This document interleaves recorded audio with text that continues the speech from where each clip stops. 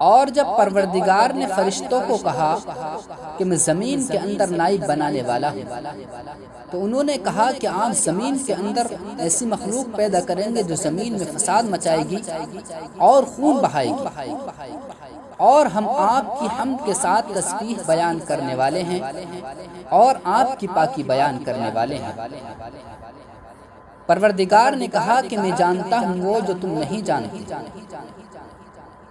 اور اس نے آدم علیہ السلام کو تمام چیزوں کے نام سکھلائے۔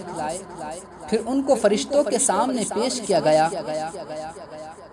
پھر اللہ رب العزت والجلال نے فرشتوں کو کہا کہ ان کے نام بتلائیے اگر تم سچے ہو۔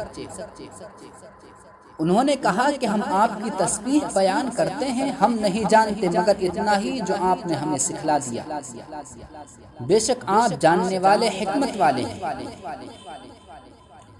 اس نے کہا اے آدم ان کے نام فرشتوں کو بتلائیے۔